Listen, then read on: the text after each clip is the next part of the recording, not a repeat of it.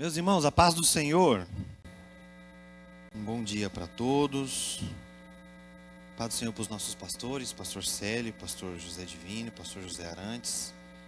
Desde já eu agradeço os irmãos pela oportunidade de nós estarmos aqui mais uma vez para estudarmos a palavra de Deus. E hoje nós vamos falar sobre o processo de regeneração, algo que está nos atributos da ação do Espírito Santo, e nós vamos entender hoje, na lição passada, entendemos sobre a pessoa do Espírito Santo, e agora nós vamos entender sobre os efeitos, ou como é uma forma simples de entendermos sobre a atuação do Espírito Santo. Quero lembrar os irmãos que estão aqui na igreja, também os que estão nos acompanhando pela transmissão, de que a lição sobre entender do Espírito Santo, ela não anula o caráter de Deus de operar na sua multiforme graça, né? Nós não entendemos Deus na sua qualidade total, porque não somos nós que conhecemos a Deus, mas é Deus que pela sua infinita misericórdia se revela para nós, não é? Então, a gente não pode, quando estuda a Bíblia, ter uma certa prepotência de entender e colocar Jesus, ou o Espírito Santo, dentro de uma caixinha, sobre exatamente a forma que o Espírito Santo age, né? Essa lição vem para nos dizer, e a nossa leitura, ela deixou muito bem claro, que a ação do Espírito Santo é como o vento, que a gente não sabe nem de onde vem, nem para onde vai.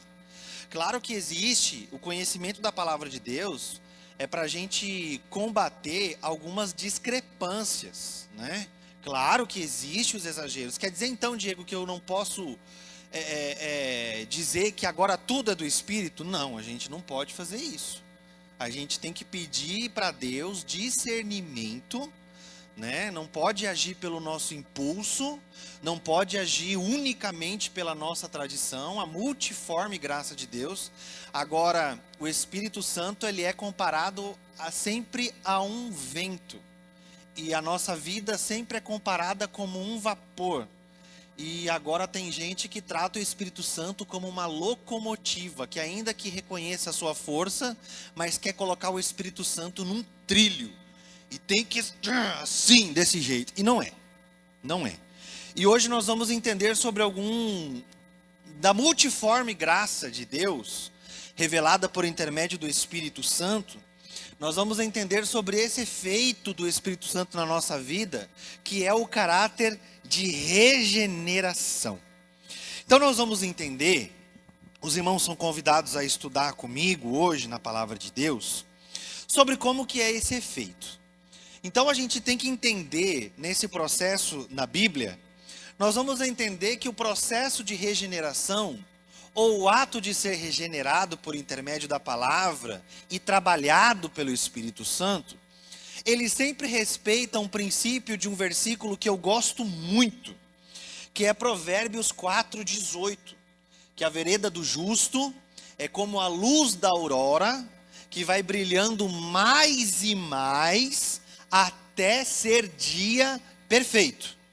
Então os irmãos entendem isso? Digam amém. Amém, graças a Deus. Então nós entendemos que tudo isso é um processo, que não somos nós que cadenciamos, mas nós somos instrumentos importantes. Obrigado, Wes. Nós somos instrumento importantíssimo para ajudar esse irmão na sua caminhada de fé. Mas essa caminhada, esse nosso auxílio, ele é paralelo à caminhada dele, e não de forma impositiva.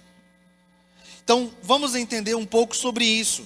A nossa lição vai falando de que, em primeiro lugar, irmão, o novo nascimento é um processo, uma obra indispensável para a salvação.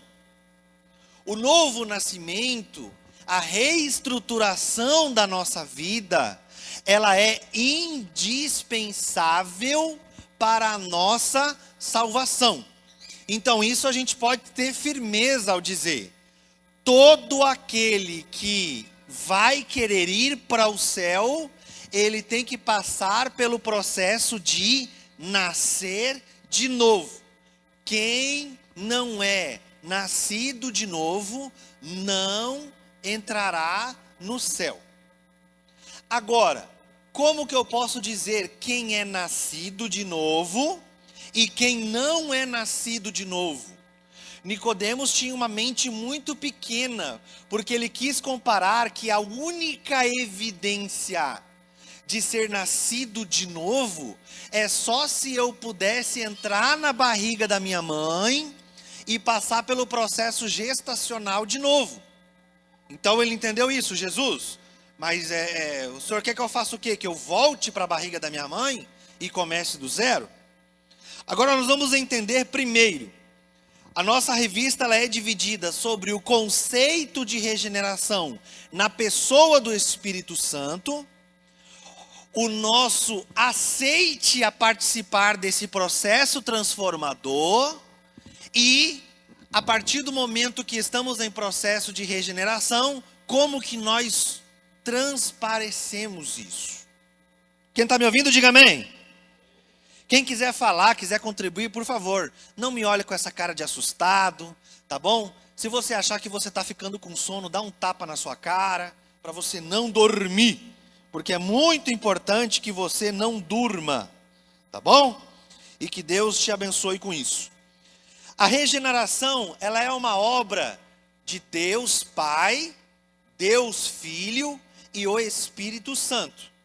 Todo o caráter de transformação e de criação, os irmãos podem perceber que nós não temos a exclusão da Trindade operando. Quando houve a criação do mundo, estava Deus Pai, Deus Filho, Deus Espírito Santo.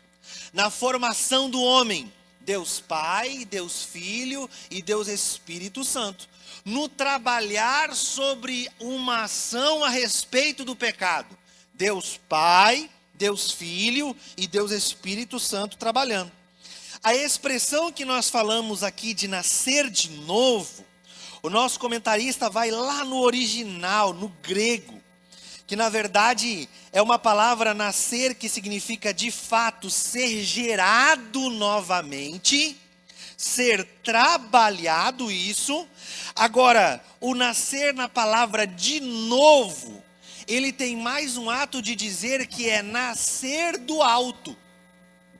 Somos nascidos agora do alto. Agora vemos que algumas implicações se referem a esse nascer do alto. O que nós temos hoje? O Brasil, ele é um país de extensões continentais. E faz com que tenhamos peculiaridades regionais, que de acordo com a nossa cultura e as nossas habitualidades, nós automaticamente denunciamos de onde nós somos. Não é? Então vamos lá. Eu tenho costume, junto com a Débora, de antes da gente ir trabalhar, a gente toma chimarrão. Então eu tomo chimarrão. Significa que eu sou de qual região do Brasil? Sul. Eu sou do Rio Grande do Sul. Então eu tenho esse costume de tomar chimarrão. Mas vai fazer agora, dia 8 de junho desse ano, vai fazer 11 anos que eu moro no Centro-Oeste. Então passei desses 11 anos, 8 anos é Goiás, e passei um tempo, Deus me mandou para uma escola no Mato Grosso por 3 anos, pastor. Eu sou o Felipe, né, que foi tirado de Samaria e foi levado para o deserto lá para aprender, 3 anos. Então eu sou o Felipe. E aí eu tive lá por 3 anos. Essa região do Goiás e do Mato Grosso fez com que eu aprendesse uma cultura de que parece que eu estou tomando chimarrão, a bomba é parecida com chimarrão, a cuia é diferente. A maior diferença é que ao invés de eu tomar com água quente, eu aprendi a tomar com água gelada. Então eu aprendi a tomar o tererê. Então, de acordo com alguns dos meus costumes, revelam a identidade de onde eu sou habituado. Agora veja que Jesus está dizendo que para ir para lá, tem que ter nacionalidade de lá, tem que ser nascido do alto. E o que Paulo confirma? Paulo, quando está falando para os amigos, os queridos dele, é uma carta circular, né? Nós temos uma região ali, Laodiceia, Colossos, Éfeso. Assim como nós temos no Mato Grosso, nós temos algumas cidades que ao invés de eu falar o nome das cidades, eu falo assim, toda a região do Vale do Araguaia. Os irmãos estão me entendendo? Diga amém. Então é todas aquelas cidades que são beirando o rio Araguaia, divisa do Mato Grosso com Goiás, pega todo aquele chão do meu Deus, até a divisa lá com o Pará. Eu estou falando daquelas cidades da região do Vale do Araguaia.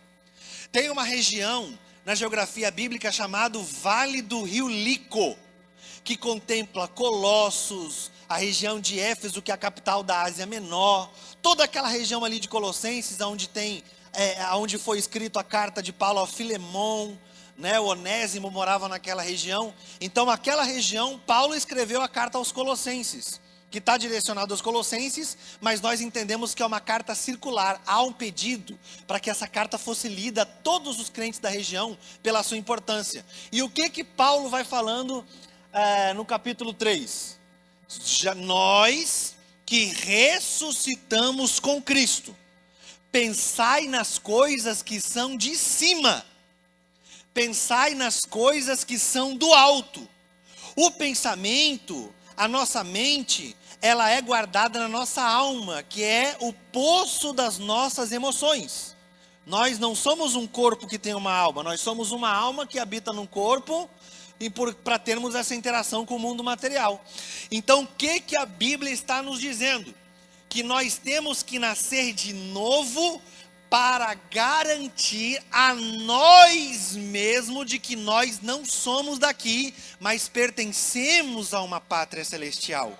E isso revela também a nossa característica, o nosso modo de agir, o nosso modo de operar. Só os que concordam, digam amém. Graças a Deus, eu vou ficar com os que concordam. Então, o que está dizendo isso? É uma segunda origem. É um renascimento a partir do alto. E isso gera convicção no nosso coração. Paulo fala aos Romanos que o Espírito de Deus testifica no nosso espírito que nós somos filhos de Deus. É a certeza da nossa salvação, não é? Tem gente que carrega isso muito a sério. A minha tia conta que lá em Curitiba, entre a igreja e o ponto de ônibus, tinha um cemitério. E uma vez um irmãozinho, um senhorzinho, estava sentado no ponto de ônibus, chegou a irmã do culto e parou no ponto de ônibus, na porta do cemitério, para esperar o ônibus para ir embora. E aí aquele escuro, aquele breu danado, só a senhorinha com a bolsa dela, uma senhora de idade. O cara pegou, olhou para ela e falou assim: escuta, minha irmã, tu não tem medo de nessa idade avançada, ficar andando no escuro desse jeito assim? Ela olhou para ele e falou assim: não tenho mais medo não, eu não sou nem desse mundo mais. Aí ele pegou, olhou para a porta do cemitério, olhou para ela. Ela falou assim: não senhora, mas eu estou falando com a senhora, eu estou vendo a senhora. Não, tu está só me vendo, mas eu não pertenço mais a esse mundo. Ele pegou e saiu correndo. Se eu vou para casa a pé, não vou ficar do lado dessa mulher não. A mulher tinha convicção que não era desse mundo, né? Nós temos que ter a convicção, irmãos, que nós somos peregrinos nessa terra. Aqui a gente não tem descanso, irmão. O nosso descanso é quando a gente abraçar Jesus e ver como Ele é. Obrigado, irmão. Só o irmão ali acreditou. Aqui, irmãos, quando a gente fala de regeneração, significa esse novo nascimento. Ainda que regeneração, ele não é acabar e começar de novo. Deus não quer te matar a sua estrutura achando que você... Não. Deus quer reformar a casa, mas tem algumas estruturas que ficam. Tem algumas estruturas que ficam. Mas o essencial para mudar a identidade dessa casa, ela permanece. Aqui em Quirinópolis está acontecendo um monte disso, né? Tem umas casas velhas aí que estão demolindo e estão construindo umas casas bonitas que tu nem imagina. Fiquei 3 anos aqui fora, então de seguida eu falo para a Débora, lembra, olha só que casa bonita que saiu. Às vezes era uma casa velha num terreno que não valia nada. Mas o que a gente vê? Toda vez que desmonta uma casa, demole uma casa, eu vejo que sempre permanece o registro de água, o padrão de luz e alguns encanamentos essenciais para dar reinício à parte hidráulica e elétrica. Algumas pilastras ficam, outras elas são desmontadas, porque não interessa a aparência de que vai sustentar, ela tem que ter a realidade que vai sustentar. Algumas casas antigas aqui na cidade, a gente vê demolir, né? A gente vê aquelas paredes largas, aquelas construções antigas, estilo português, né? Aquelas paredes dessa largura. A gente vê que são casas difíceis. Então a regeneração vai mudar tudo aquilo em nós que realmente importa para que não haja dificuldades em reconhecer se a gente é de uma pátria ou não. Sabe que hoje, quando a gente estuda arquitetura, a arquitetura foca muito sobre a assinatura do arquiteto. Quando a gente olha uma fachada, a gente já sabe quem fez aquilo foi o fulano de tal. Tem um arquiteto aqui em Quirinópolis que ele tem uma assinatura. Todas as fachadas das casas, ele faz de uma maneira peculiar. E toda vez que a gente olha, a Débora fala assim, foi o fulano que fez. E dito e feito, quando a gente olha a plaquinha, a gente vê que foi o fulano que fez. As pessoas têm que olhar para nós naturalmente, sem forçar barra, sem estereótipo religioso, sem aquela coisa angustiante. E tem que olhar, tu é crente, né? Não é bom quando a gente não força a barra, não faz nada?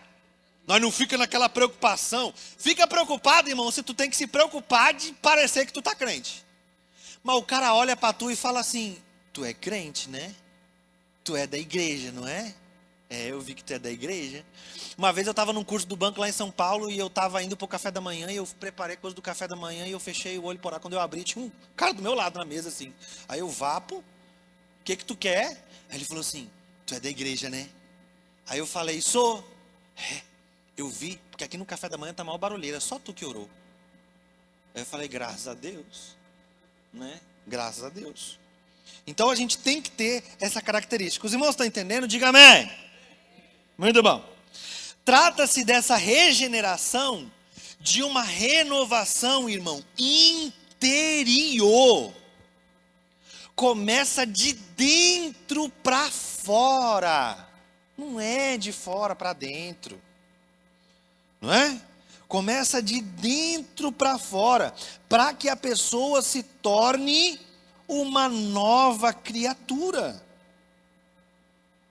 Agora, a regeneração, ela é uma exigência de Deus.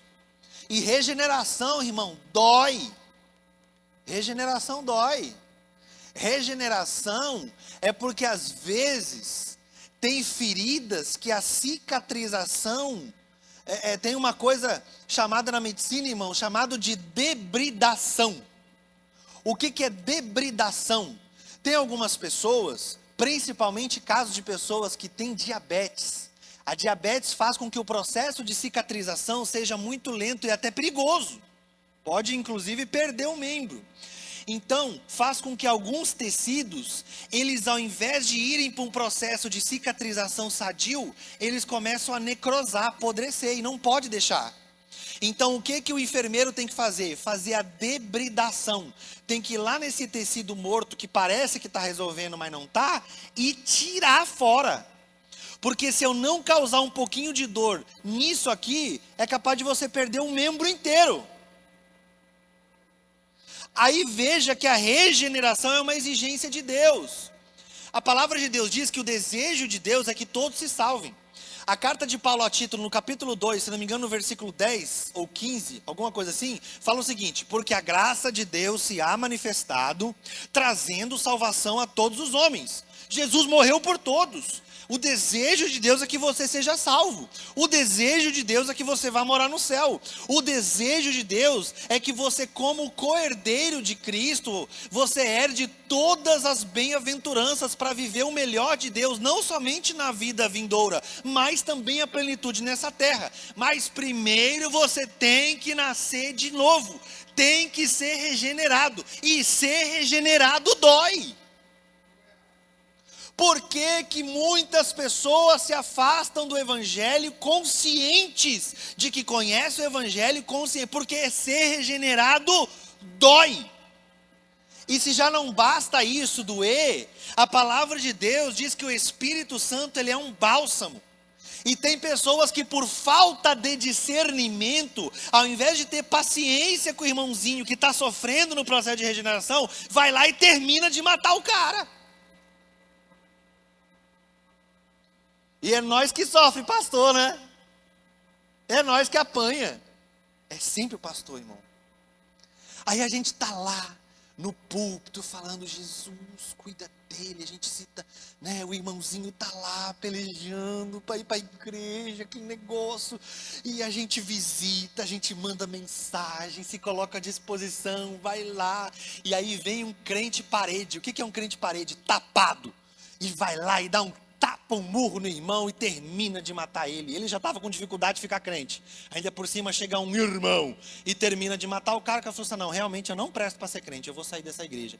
E aí todo aquele trabalho vai por água abaixo. E aí vai o pastor de novo: não, irmão, não é bem assim. Ah, não é, irmã Sueli? E a mulher do pastor sofre em casa porque vê a gastrite engolir o estômago do marido. E a gente já pega e passa. Ai, não. E aí a gente vai para casa, respira, toma um copo d'água, se tranca dentro do gabinete, ora, pede para Deus a força, pede para Deus a paciência de Jó do que a força de Davi, né? Só Deus, eu quero resolver na oração, não quero resolver na pedrada. E aí a gente pega e levanta, respira e vai de novo.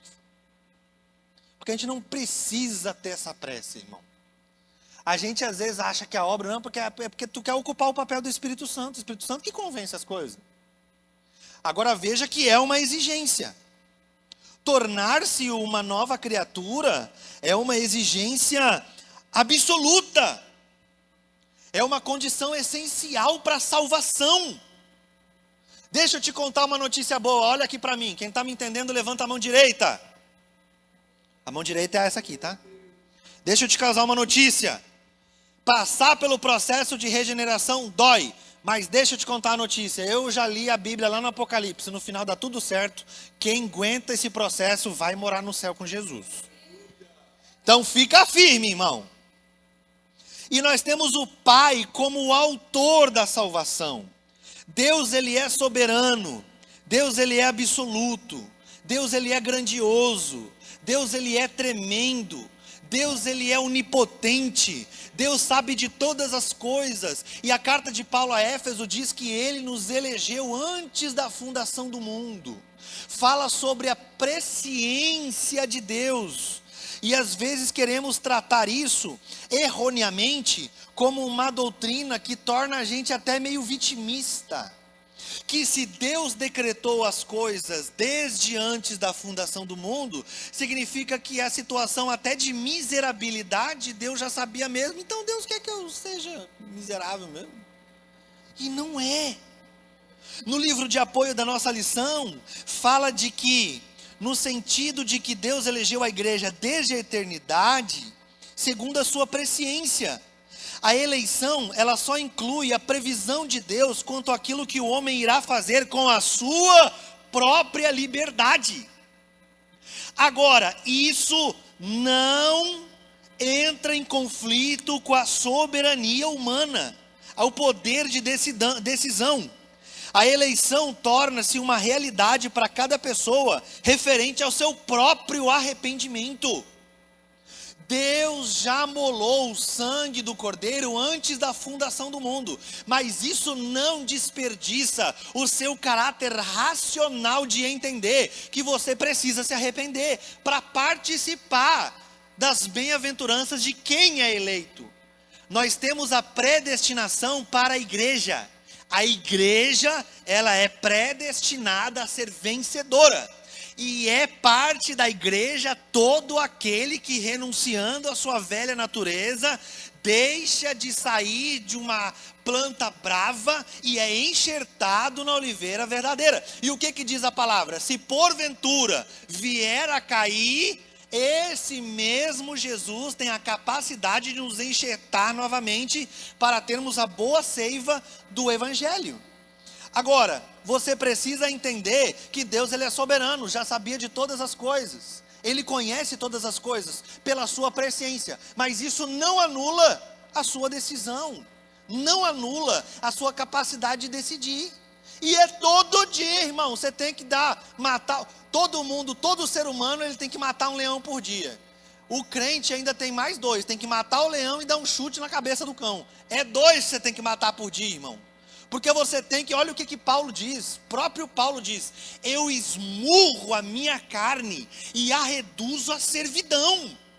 É a gente que tem que dizer, porque se você for levado pelo problema, pela crise, pelo desânimo, pelo perrengue, pela luta, pela dificuldade e pela dor, ninguém é crente, irmão. Ninguém, não tem super-homem aqui na igreja. Todo mundo tem tentação, todo mundo tem perrengue, todo mundo tem luta, todo mundo. O maior plantador de igreja diz: eu tenho que esmurrar minha carne, porque ou ele vai virar meu escravo, ou eu viro escravo dela.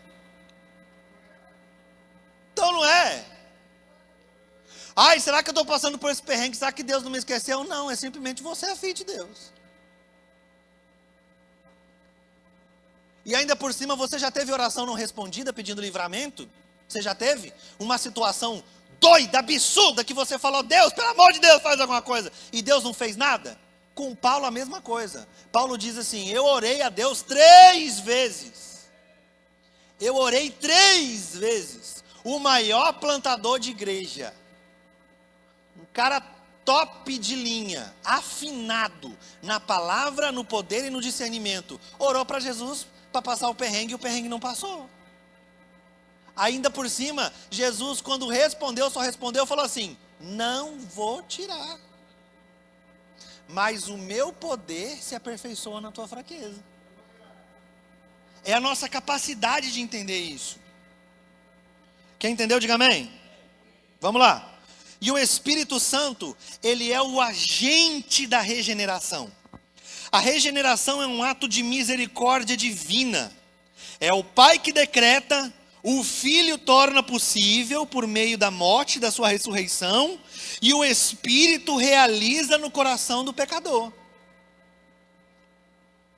E todos estão aptos, estamos debaixo desse guarda-chuva da regeneração do Espírito Santo, para não sermos afligidos pela chuva do pecado. Vai entender? Irmão, graças a Deus que foi Jesus, porque se fosse tu, acho que nem tu estaria aqui, nem eu estaria aqui. Pela tua justiça eu não estaria aqui, não é não? Aí veja a matemática de Deus, veja a matemática de Jesus. Aí chegou o Pedrão, quando Jesus começou a dizer assim: ó, gente, vai acontecer assim, vão me matar, eu vou apanhar, eu vou ser cuspido, julgado injustamente, mas tudo isso é para que se cumpra a palavra. Eu estou sabendo o que vai acontecer, estou preparando vocês, né? Aí chegou o Pedrão: não vou deixar isso acontecer com tão. Olha, passa por cima do meu cadáver primeiro. Eu vou contigo, Jesus, e não abro mão. Nós tá junto. Pode me matar primeiro, mas não mata tu. Jesus chamou o Pedro de endemoniado. Aí Judas, que traiu Jesus, foi lá e deu um beijo. Jesus olhou para ele e falou assim: amigo. Vai entender. O que seria a nossa mentalidade? Não, Pedro realmente é meu amigo, ó. Quer morrer no meu lugar. E o que a gente diria para Judas? Miserável, sem vergonha, me traiu, comeu comigo, dormiu comigo, viajou comigo e me traiu. É a matemática. Com certeza, pelo nosso coração vingativo, a gente não aceitaria Pedro de volta. Porque de novo Pedro disse que ia ser o bonzão, e Pedro falou assim, e Jesus pegou e falou assim: Pedro, deixa eu te contar um negócio. Tu quer tanto estar comigo que quando eu estiver lá sendo julgado, tu vai me negar 3 vezes, tá? Só para te deixar. Pedro ficou constrangidíssimo. Mas Jesus não esqueceu de Pedro. Porque quando o anjo, lá em Marcos capítulo 16, quando está anunciando que Jesus ressuscitou, que a pedra estava removida, o anjo pegou e falou assim: faz um negócio para mim, vai lá para os discípulos e para Pedro e fala que Jesus ressuscitou. Quer dizer que Pedro estava tão constrangido que ele não estava no meio. Mas Jesus, mesmo passando por essa situação, e não somente lembrou de Pedro para contar da resposta de que a vitória tinha sido alcançada, como transformou Pedro num grande pastor em Jerusalém e um dos grandes pregadores que lá no Pentecoste, só 3.000 pessoas aceitaram Jesus na pregação de Pedro. Se fosse nós, a gente não ouviria os ladrões que tivessem do nosso lado na cruz. Afinal de contas, o que eu falaria? Eu estou aqui para cumprir uma missão. Tu está aqui porque tu quis. Foi tu que roubou, foi tu que pediu para estar aqui. Aí o que Jesus olha para o ladrão? Hoje mesmo estarás comigo no paraíso.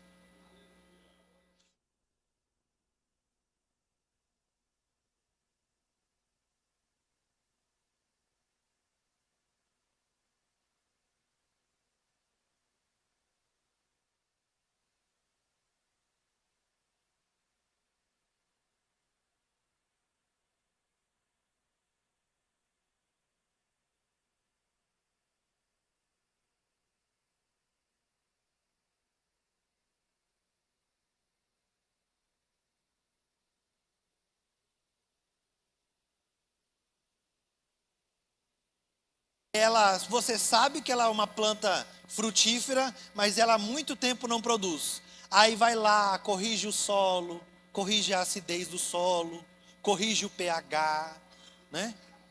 Lá no Mato Grosso, eu era gerente de umas fazendas, e aí uma vez a gente foi arrendar uma área, e aí a área estava seca. Seca, não estava produzindo, o arrendatário tinha largado, o outro estava interessado. E aí a gente pegou e eu chamei um agrônomo para fazer análise do solo. E aí a gente recebe um portfólio, até para provar a qualidade do solo, fica mais fácil até para arrendar. E aí o agrônomo pegou e falou assim: Diego, a terra não é ruim, a terra só está judiada. É só tratar com aquilo que ela realmente precisa. Quando ele fez o orçamento, o troço ia sair carésimo.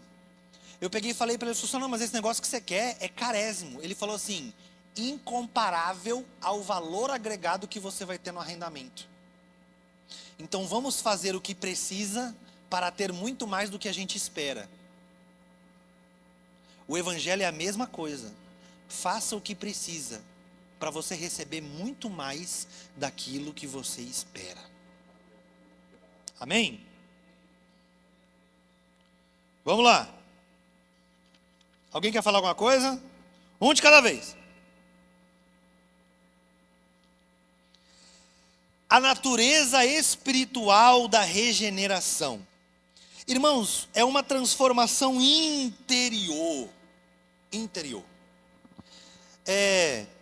Esse fato do nascer de novo evidencia no caráter de Nicodemos que a mente religiosa e espiritualmente morta e presa à lógica humana é incapaz de compreender que a justiça de Deus não advém das obras. Ele estava apegado à ideia de mérito para entrar no reino de Deus. Mas Jesus exigiu algo totalmente novo. Uma transformação operada pelo Espírito. E não somente um aperfeiçoamento de conduta. Os fariseus, para jejuar, não lavavam o rosto, ficava com aquela cara abatida, andava pelas principais ruas da cidade dizendo assim: toque em mim não, toque em mim não, olhem a minha cara abatida, é porque eu estou em jejum. Quase que um santo, né? Só faltava ter as asinhas assim atrás, brilhar. Não toque em mim porque eu estou em jejum. Parava nas esquinas para orar. E por que esquina, irmão? Porque você tem 2 fluxos de pessoa, então aumentava o público, não é? Então, essa questão, irmão, é um processo que nós temos que ter oportunidade. É interessante salientar aqui que a revista fala sobre o Nicodemos estar muito apegado a ser um religioso, mas por favor, leia o texto inteiro. Uma mente religiosa espiritualmente morta. Nem tudo que estão agregando hoje como religiosidade, ai, você é tudo religiosidade. Não, não é não. Peraí. É saudável para a nossa vida cristã a prática da nossa religiosidade. Calma.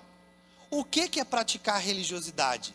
São todos os atributos que favorecem no exercício da nossa religião. E o que é a religião? A nossa conduta de crença. Quando você lê a Bíblia periodicamente, está praticando a sua religiosidade. Quando você faz a prática do jejum, que é saudável, pelo menos uma vez por semana, irmão, você mantém uma prática do jejum, você está praticando a sua religiosidade. Quando você tira um período de oração, você está praticando religiosidade. Só que as pessoas, por exemplo, quando você faz a questão de orar de joelho, mas Deus não faz, não escuta a nossa oração de pé, deitado. Escuta, tem vários exemplos na Bíblia. Dentro do carro, né? Deitado, de pé. A minha avó teve um AVC isquêmico, ficou muito tempo deitada. E a revolta dela é que ela não podia mais dobrar o joelho porque não podia sair da cama, era acamada. Aí toda vez ela orava, ela começava orando assim: Senhor, eu estou deitada, mas por favor me escuta, mesmo deitada. Porque ela tinha essa concepção, né, da oração de joelho. E a oração hoje, os netos tá colhendo a oração da minha avó. Os frutos, né, disso. Então, você vê que tem a religiosidade é natural. O problema é uma religiosidade morta. É aquele negócio zumbi, né? Tem uma igreja que Jesus pegou e falou assim: você tem nome de quem está vivo, mas está morto. Né? Aqui, tal, não sei o quê. Né? E aí é complicado. Pode falar assim, né? Nesse sentido, pode, né? E aí tem esse cuidado. Tem que ter esse cuidado. Vou contar uma experiência para os irmãos de escola bíblica. Numa das igrejas que eu congreguei, estava na diretoria da escola dominical, tinha uma classe de discipulado. Nessa classe de discipulado, a desembargadora da cidade, ela aceitou a Cristo, e aí muito metódica, né, e falaram para ela que ela tinha, como ela aceitou a Jesus, então ela tem que ir para a classe do discipulado no domingo de manhã. Então ela entendeu, se para ser crente eu tenho que ir para o discipulado, então eu vou para o discipulado. E ela veio muito bem vestida, né, de calça, muito bem. Claro que a Assembleia de Deus, nós temos uma cultura, né, salutar, saudável, da modéstia, as irmãs de saia, ainda que isso não é caráter salvífico, mas é questão de modéstia e parará. Não quero ir no mérito da questão, mas tudo bem. A professora, faltando-lhe o discernimento, esperando o tempo, o processo de aculturamento, né? Ela pegou e bateu na perna da mulher e falou assim: minha irmã, deixa eu te falar um negócio. Aqui você está na Assembleia de Deus, você não pode ficar andando com esse tipo de roupa. Então a senhora, por favor, tome jeito e vê se na próxima vez a senhora aparece com uma saia. Ela olhou para a irmã e falou assim: minha irmã, me desculpa, a senhora pode ficar tranquila que na próxima eu vou vir conforme a senhora disse que tem que ser. Acabou a escola dominical, essa mulher procurou o pastor e falou assim: deixa eu te falar, eu estou com a Bíblia aberta aqui, me mostra na Bíblia aonde que para aceitar Jesus, eu tenho que, antes de mudar o meu coração, mudar minha roupa. O Senhor me prova na Bíblia. Porque se o Senhor não me provar na Bíblia, eu sou desembargadora da cidade, eu vou acionar contra a igreja no Ministério Público e vou processar a igreja porque eu fui constrangida numa sala. Viu como a falta de discernimento pode provocar problema na igreja em vários setores? Espiritual, moral, ético, e essa foi para a parte civil. Graças a Deus que ela não sequenciou. Mas nós temos que ter esse cuidado. Deixa o Espírito Santo trabalhar na vida da pessoa. Você quer ajudar a pessoa com alguma coisa? Ajuda ela orando junto com ela. Ensina ela a ofertar. Ensina ela a dizimar. Ensina ela a ter períodos de oração. Ensina ela a ter uma prática de constância na leitura da Bíblia. Indica livros para ela, para que ela possa entender o caráter de Cristo na vida dela. Vai moldando ela nesse sentido. É para isso que a gente serve, crentes maduros vai se abstendo de algumas coisas por amor a esse crente que é mais fraquinho em algumas compreensões, tudo isso por um ato de amor. Se você não tem essa compreensão, não quer dizer que aquela pessoa, por causa disso, não está nascendo de novo. Significa que você não nasceu de novo e precisa ter um encontro real com Jesus. Quem entendeu, diga amém. É uma obra soberana do Espírito Santo. Essa obra, irmãos, ela é uma transformação espiritual completa. Paulo fala, e todo o vosso corpo, e alma, e espírito, sejam plenamente irrepreensíveis para a vinda de nosso Senhor e Salvador Jesus Cristo. Então nós temos que ter isso como uma obra soberana. Então a comparação do processo de regeneração, ela é comparada na Bíblia com água e com espírito. Jesus, quando está falando isso, ele está lembrando de Ezequiel capítulo 36, do versículo 25 ao 27, quando Deus promete purificar Israel com água limpa e colocar neles um novo espírito. É Deus que opera isso, e da forma que ele opera, ele atua pela sua multiforme graça. Em Ezequiel capítulo 36 e verso 26, deixa muito claro algumas questões, dizendo que somente Deus é capaz de tirar o coração de pedra e pôr um coração de carne na alma. É Ele que é capaz de fazer isso, sendo soberano, e através disso, nós termos uma nova vida e uma nova conduta. E aí nós temos a separação, irmãos. O que é nascido de carne, é carne. E o que é nascido do Espírito, é Espírito. Aqueles que são nascidos apenas da carne, vão fazer segundo a carne.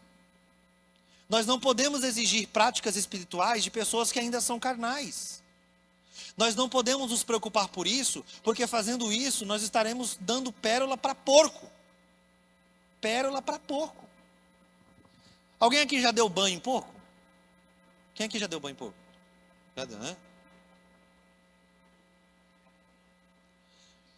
E, irmão, eu trabalhei na roça e de vez em quando, ali no Mato Grosso por um periodinho eu trabalhei na roça e de vez em quando tinha que dar um grau no chiqueiro.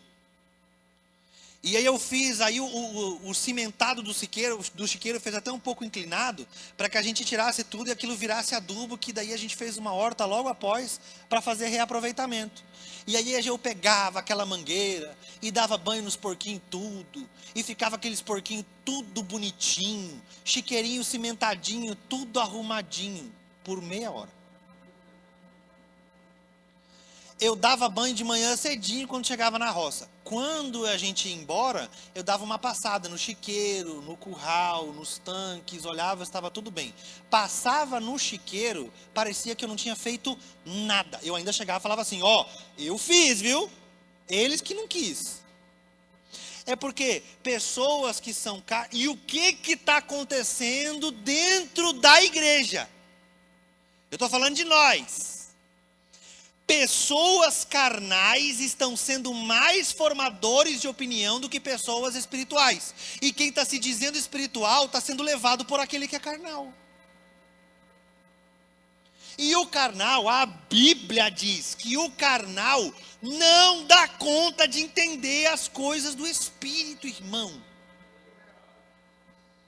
Então você que é espiritual, que se entende por espiritualmente maduro, um cristão maduro, você não pode ter função de ser propagador de opinião alheia de gente que é carnal. Você tem que de cercear isso. A menos que a pessoa seja participante, para primeiro participar e depois opinar alguma coisa. Mas o cara que quer aprender a ser dizimista, ele vai pedir opinião com gente carnal que nunca dizimou e nunca produziu nada na vida. Aí eu te pergunto, o cara vai dizimar? Não vai. Agora, vai aprender de dízimo com quem é dizimista e teve a vida garantida por conta da provisão de Deus. O cara dizima. Eu chegava para uma irmã lá uma vez e eu peguei 20 minutos só, meu Deus. E aí eu cheguei para a irmã e falei assim: por que tu não dizima? Me explica. Não, pastor, eu tenho uma dificuldade, eu não sei, não sei o que, e a vida dela, aquele rolo, e aquele danado, aquele troço, aquele... E eu peguei e falei assim, ó, por favor, faz um desafio comigo, eu e tu. Próximo pagamento que tu tiver, eu gostaria que você dizimasse. Eu vou orar por ti, e Deus vai agir. Eu te garanto, porque se você não crê no espiritual e você crê só na questão humanamente falando, então eu também vou falar humanamente contigo.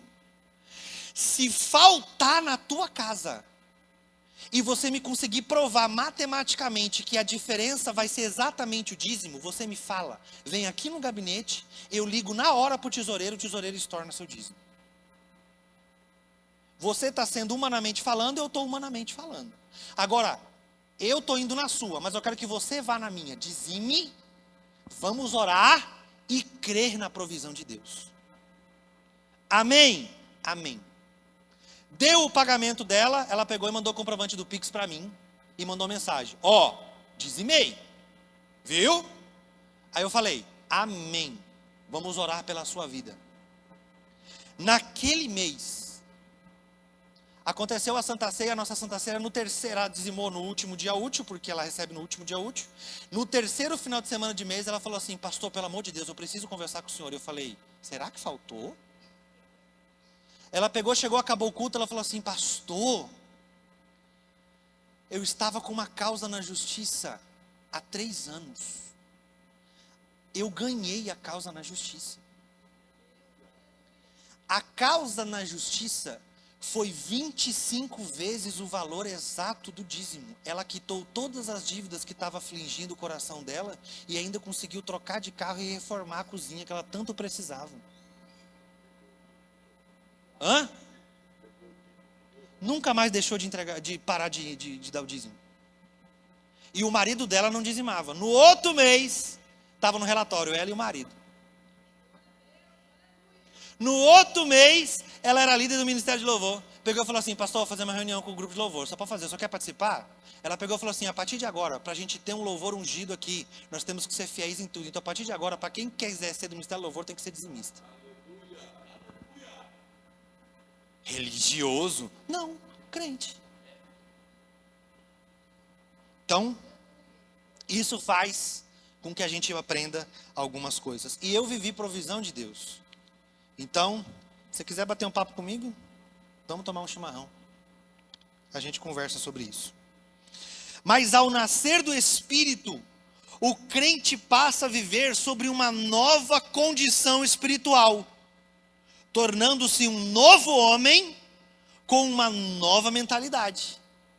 Lembra do que eu falei no início da aula? Se já ressuscitastes com Cristo, pensar nas coisas que são de cima. O que nós temos que ter é discernimento da parte de Deus, de não deixar pessoas carnais continuarem a serem formadores de opinião e influenciar pessoas que se dizem espirituais. A gente vai rachar. Não tem como. Não tem jeito. Ou a gente parte pelo ato da compreensão, senão a obra, ela vai ter dificuldades. Eu não falo que a obra para, porque o dono da obra não deixa a obra parar. Se você estiver aqui, se você não tiver, Deus já usou, no tempo bíblico, Deus usou um jumento, hoje está usando um cavalo, entendeu? Então assim, se você não tiver, Deus vai fazer alguma coisa. Deus vai fazer. Agora nós temos que ter esse cuidado. E a gente só vai ter esse cuidado quando nós pedimos da parte de Deus discernimento. Então vamos parar de ouvir gente carnal e vamos começar a ser espirituais na obra de Deus. Espirituais não quer deixar de ser racional, irmão. Significa que você tem a capacidade de nunca fazer nada, nem dizer nada, sem antes pedir direção do Espírito Santo. Porque se você pede direção do Espírito Santo, você provavelmente ganha uns 20. Mas se você falar as coisas pelo seu próprio impulso, você provavelmente vai perder uns 30. Então é sempre prejuízo quando a gente não tem discernimento da obra de Deus. Para finalizar, o tópico 3. Sinais do novo nascimento em Cristo. Agora vamos para o resultado. Bom?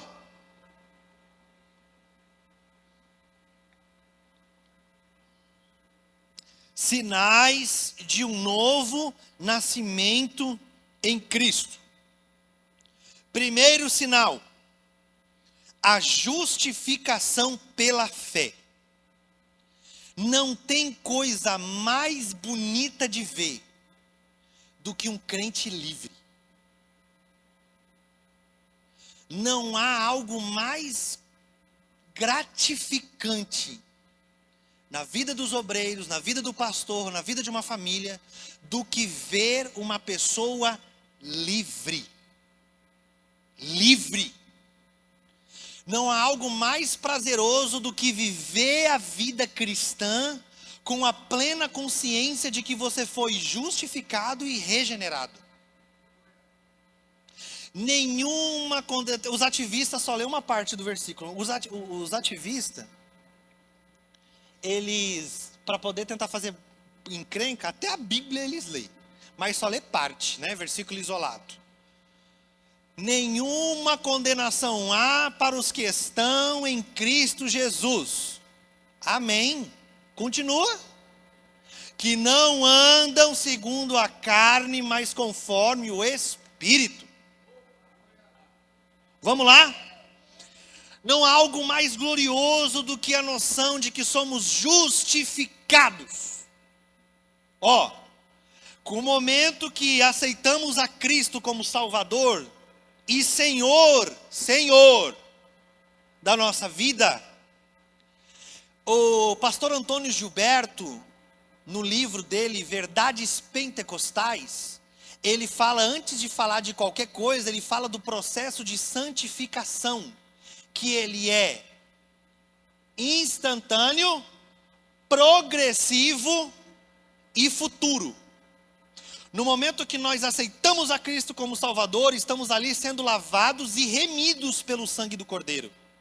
É uma santificação instantânea. A partir daquele momento é o encontro com Jesus, é uma nova criatura. Mas tem a santificação que é progressiva. Então, né?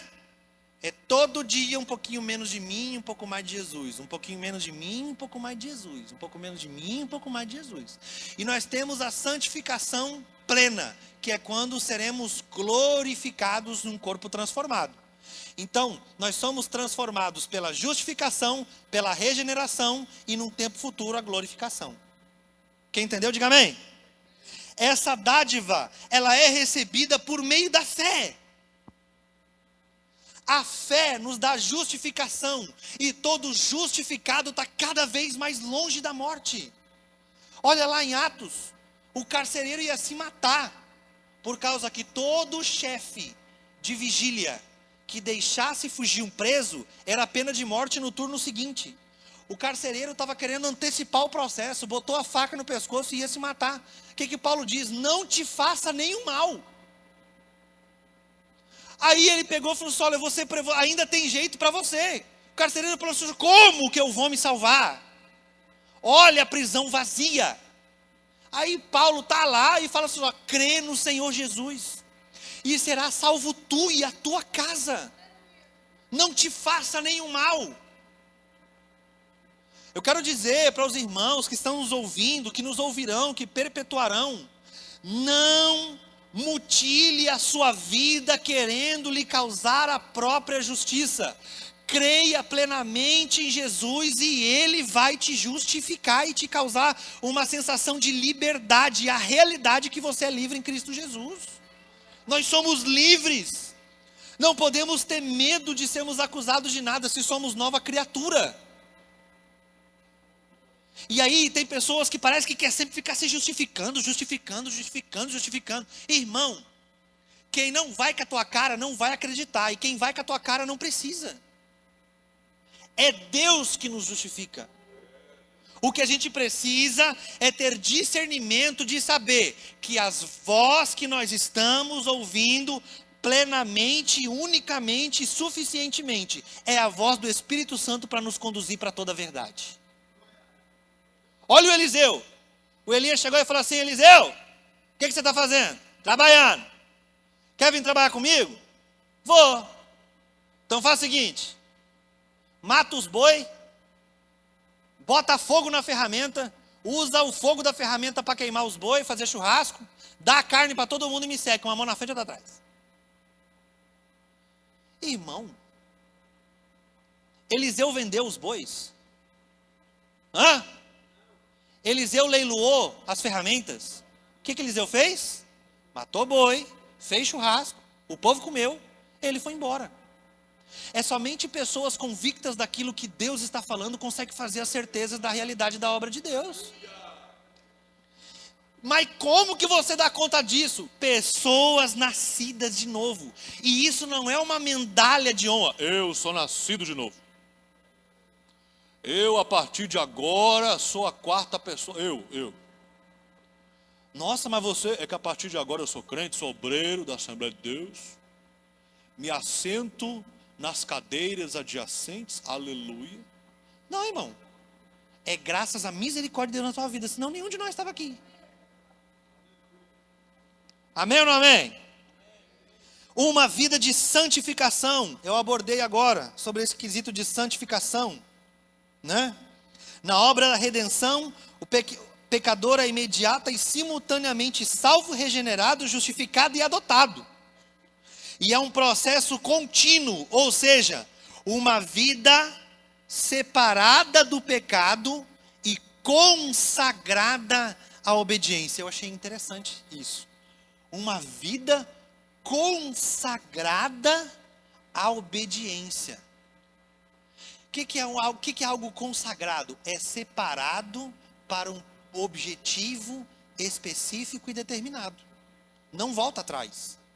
Então, quando dizemos que somos consagrados a Deus, segundo o pastor Douglas Batista, nós estamos também voltados a uma vida de obediência. Né? E temos que obedecer. É dádiva de Deus todo crente que sabe obedecer.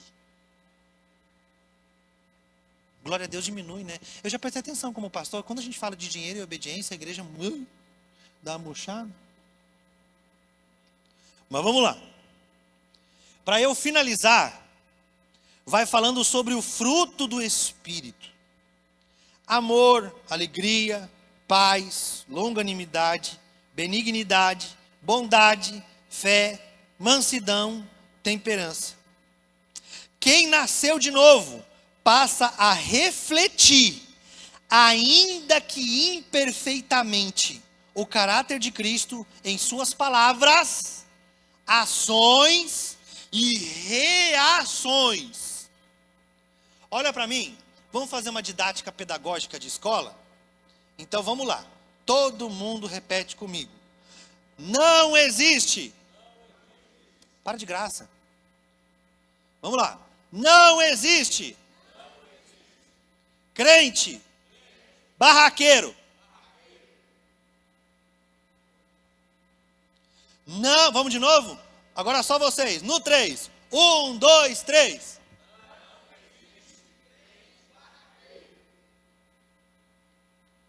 Logo, não, agora acabou, chega. Logo, se alguém que se diz crente está fazendo barraco, ele não é crente.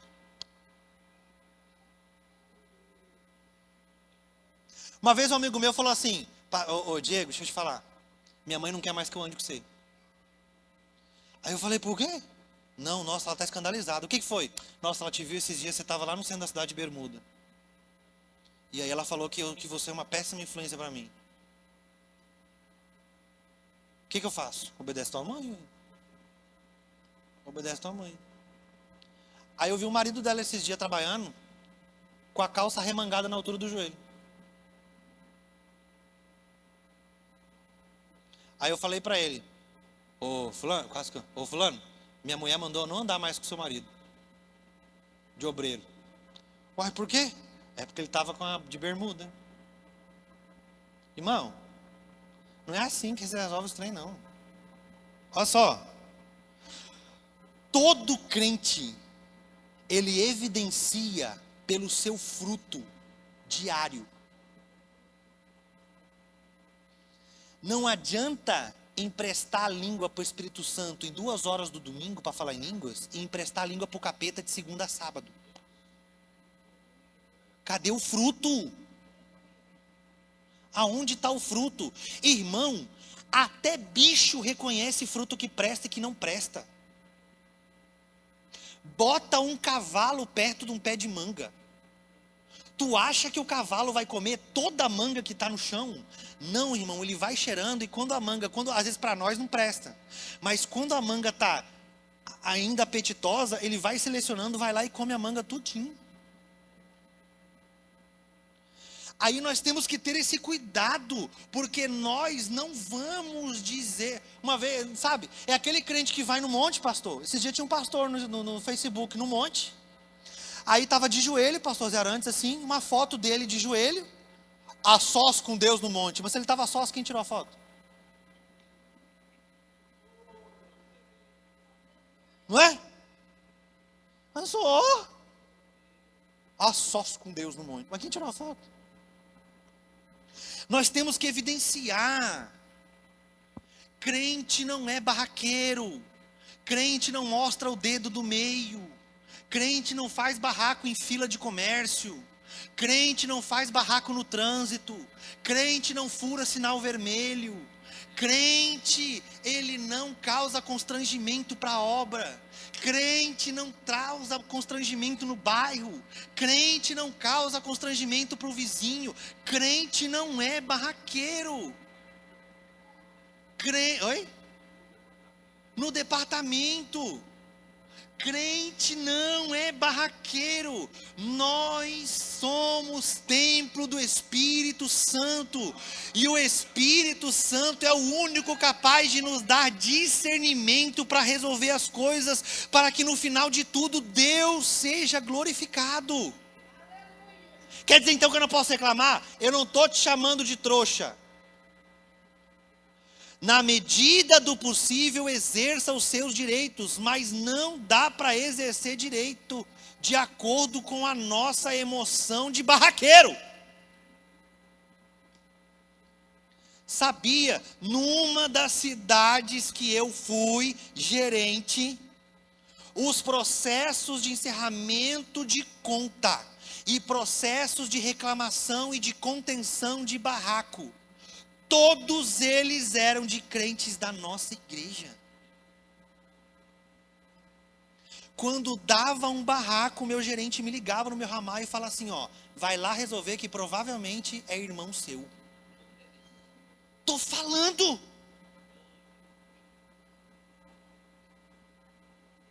Pessoas que não nasceram de novo, carregam uma credencial na carteira, mas não carregam o fogo do Espírito Santo no coração. O que adianta, irmão? O que adianta? Vamos nascer de novo. E quem nasce de novo reflete. Ainda que imperfeitamente, mas reflete. Crente não tem dificuldade de pedir perdão. Crente não tem dificuldade de começar de novo. Ainda que caia, levanta mais 7 vezes. Crente não tem dificuldade de dizer que errou. Crente não tem dificuldade. Não tem, irmão. Não tem. Crente não tem dificuldade para ser instrumento de Deus, para que a obra avance sem nenhum constrangimento. Crente faz o que precisa fazer, ainda que você tenha que aniquilar o seu ego. É a gente que está dizendo, eu aniquilo a mim mesmo, para que a obra de Deus seja perfeita na minha vida. Então se eu tenho que pedir perdão, eu peço. Se eu tenho que voltar atrás, eu volto. Se eu tenho que admitir que eu errei, eu admito. Porque isso não é prova de gente fraca, isso é prova de gente transformada pelo poder do Evangelho. E pronto.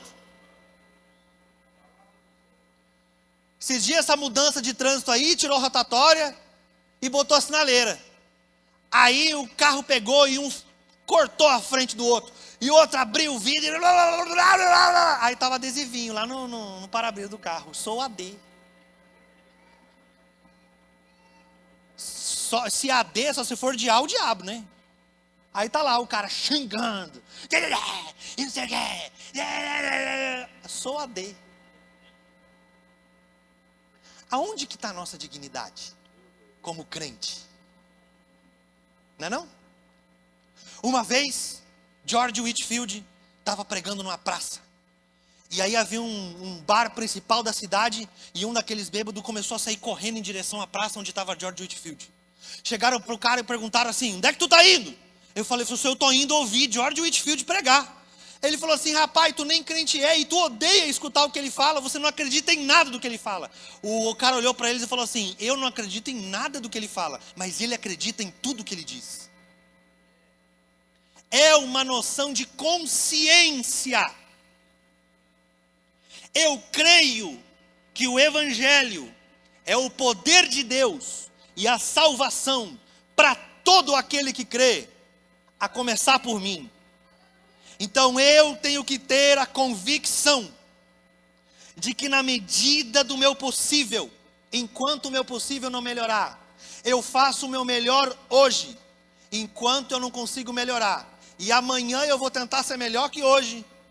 E depois de amanhã eu vou tentar melhor que amanhã. E eu vou ser progressivo. Sendo assim, todos ganham. Os que me veem, olha o que Paulo fala: cuida de ti mesmo e da doutrina, porque fazendo isto, conservará não somente a ti, mas também a todos que te ouvem. É uma noção de credencial, de credibilidade. Eu não preciso, ainda que eu tenha um carinho profundo pelo pastor Célio, antes mesmo de ser ovelha dele. Já conheço o pastor Célio há 15 anos, mas quando eu conheci a Débora, há 15 anos atrás, eu estou ficando velho, Lília do céu, 15 anos já. Quando eu conheci a Débora, há 15 anos atrás, que ela começou a me mostrar Quirinópolis, já falava do pastor Célio, já falava da Júlia, da amizade que eles tinham, da senhora e de todo mundo. Frases, porque o evangelho falado com credibilidade, ele acontece. Porque nós precisamos com isso. Eu não preciso, ainda que tenha profunda amizade, apego, consideração e queira estar perto, eu não transformo esse desejo em bajular para querer provar alguma coisa. Ele me conhece, eu conheço ele, está tudo certo, está tudo bem. Quando eu tiver um problema eu falo, e quando ele tem um problema ele também fala. E está tudo resolvido. São credenciais de pessoas que atuam na verdade do evangelho. E eu não estou usando esse exemplo para dizer que eu sou o bambambam. Muito pelo contrário. Sou pior do que muitos dos irmãos, mas eu fui alcançado pela graça. E eu fui perdoado. Se Deus perdoou um cara tão ruim igual eu, consegue perdoar você também. E ser alcançado pelo evangelho. Então nós temos que ter esta noção de que nós somos uma nova vida em Cristo Jesus. E quem é nova criatura em Cristo Jesus, vai viver todas as bem-aventuranças prometidas do evangelho. Amém? Que Deus te abençoe, que Deus te guarde, que Deus te dê o caráter de Cristo e a perseverança dos justos, porque o céu é logo ali e eu quero te ver lá. Que Deus te abençoe em nome de Jesus.